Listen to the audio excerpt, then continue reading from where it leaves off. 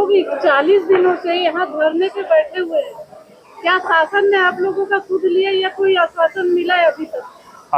हम लोग 40 दिन से अनिश्चितकालीन हड़ताल पे यहाँ पे बैठे हुए हैं और शासन प्रशासन के तरफ से तभी तक के कोई रिस्पांस नहीं आया है, किसी प्रकार के सार्थक पहल और निर्णय नहीं हुआ है। इसलिए दैनिक वेतनभोगी कर्मचारी बैठे हुए हैं। और इस दौरान तो हमारे 3 दैनिक वेतनभोगी का निधन भी हो चुका है और एक दैनिक वेतनभोगी को सर को भी काट दिया था।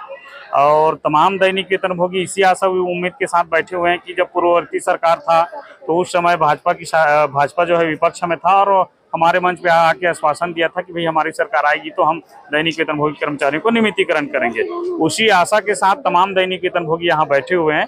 जब तक के नियमितीकरण, स्थायीकरण, आकस्मिकता कार्यभारी सेवा नियम लागू नहीं कर दिया जाता है तब तक दैनिक वेतनभोगी यहाँ से नहीं हटेंगे। इसी इरादा के साथ पूता धरना स्थल में डटे हुए हैं। आप लोगों की कितनी मांगे, कितनी सूत्री में मांगे हैं जो अभी तक आश्वासन आप लोगों का सुध नहीं ले दिया? हम लोगों का 9 सूत्री मांग है और 9 सूत्री मांग में तो जो 6 मांग है वो निचले स्तर का मांग है, इसे पूरा हो सकता है, लेकिन अभी तक के पूरा नहीं हुआ है वो भी। इसीलिए हम लोग बैठे हुए हैं।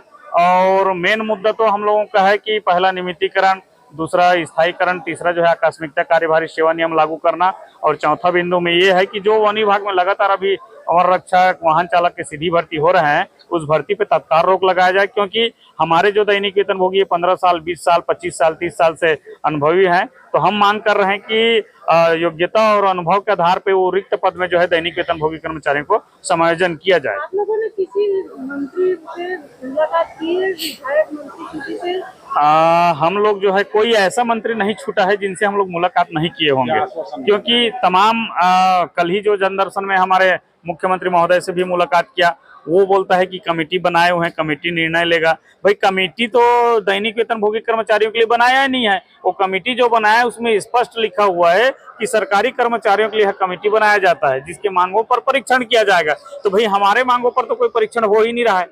कमेटी के जो हेड है उनका नाम नहीं, बिल्कुल कमेटी के जो हेड है उनके बारे में भी पूछा और माननीय मुख्यमंत्री महोदय को हमने ये कहा, माननीय मुख्यमंत्री महोदय को, कि आपने जो कमेटी बनाया हो केवल सरकारी कर्मचारियों के लिए है।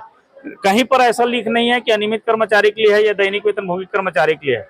इसीलिए तो हमारे दैनिक वेतनभोगी कर्मचारियों के संबंध में कमेटी अभी तक निर्णय नहीं ले पाया है। पहले किसी एमएलए से मिले आपने? बिल्कुल, इससे पहले हम लोग महासमुंद विधायक है, बसना विधायक है, इनसे मुलाकात किए। दुर्ग के सांसद है जिन्होंने जन घोषणा पत्र बनाया, संयोजक, उन्होंने भी कहा कि मोदी की गारंटी तो पूरा करना चाहिए। पीछे दिन में हो जाएगी पूरी? नहीं, उन्होंने कहा कि मोदी की गारंटी पूरा करना चाहिए, सरकार पीछे क्यों हट रहा है। हमने जन घोषणा पत्र बनाया है, अब हम जो है ऐसा स्थिति बन रहा है कि हमको स्वयं को हड़ताल में उतरना पड़ जाएगा अगर मांग पूरा नहीं, क्योंकि यहाँ पे मोदी जी का नाम जो है वो छवि जो है धूमिल हो रहा है, क्योंकि मोदी की गारंटी के नाम से घोषणा पत्र बना हुआ है। किसने कहा ये माननीय विजय बघेल जी सांसद दुर्ग ने स्पष्ट रूप से कहा है। तो हम भी चाहते हैं कि वास्तविक में मोदी जी के नाम से आपने वोट लिया है, मोदी जी के नाम से आपने गारंटी पत्र बनाया है, घोषणा पत्र, तो मोदी जी का नाम जो है मोदी जी की गारंटी का जो है सार्थक पहल किया जाए और मोदी जी की नाम जो है उनका धूमिल ना हो, उसकी छवि धूमिल ना हो। इसलिए मोदी जी की गारंटी के जो आपने घोषणा पत्र किया है वो सार्थक रूप से पहल करें। कितने दिन पहले मिले थे आप विजय बघेल जी से? विजय बघेल जी से 1 हफ्ता पहले हमारे जो दुर्ग क्षेत्र के पदाधिकारी हैं वो सब गए हुए थे। और इनसे सरायपाली वाले से?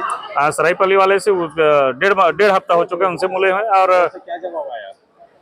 उनसे भी वही जवाब है हमारे महासमुंद विधायक जो है, उस दिन ओपी चौधरी जी वित्त मंत्री का दौरा था, उन्होंने हमारे लगभग 150 से 200 दैनिक वेतनभोगी वहां उपस्थित थे और ओपी चौधरी जी ने ये कहा है कि 2 नंबर की मांग और 3 नंबर की मांग इसको हम पूरा कर सकते हैं अगर आपके वन मंत्री प्रस्ताव बना के हमारे पास भेजता है तो बजट में देने के लिए तैयार हूँ। वन मंत्री से आपने मिला? बिल्कुल, वन मंत्री से वन मंत्री से हम तो 2-3 बार मुलाकात कर चुके हैं, अब मिलने का प्रयास कर रहे हैं, लेकिन अब वन मंत्री मिल नहीं रहा है। जब ओपी चौधरी जी ने आपसे कहा जी कि वन मंत्री से आप मिलकर अपना प्रस्ताव बनवाइए जी, तो आपने वन मंत्री से मिला? वन मंत्री से लगातार मिलने का प्रयास कर रहे हैं, लेकिन वो दौरा के नाम से हमको समय नहीं दे पा रहे हैं जी। कब गए थे आपने?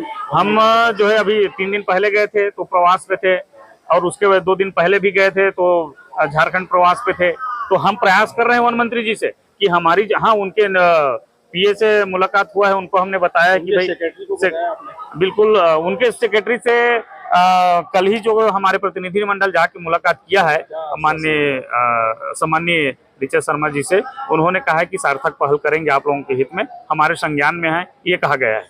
अगला कदम क्या होगा?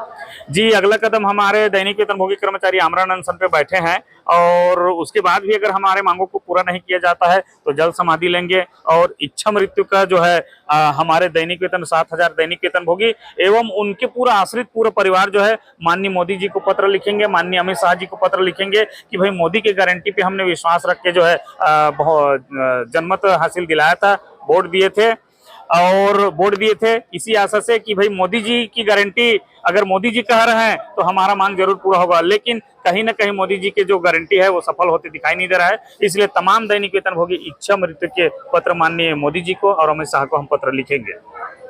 आपका परिचय दीजिए। मैं रामकुमार सिन्हा, प्रदेश अध्यक्ष छत्तीसगढ़ दैनिक वेतनभोगी वन कर्मचारी।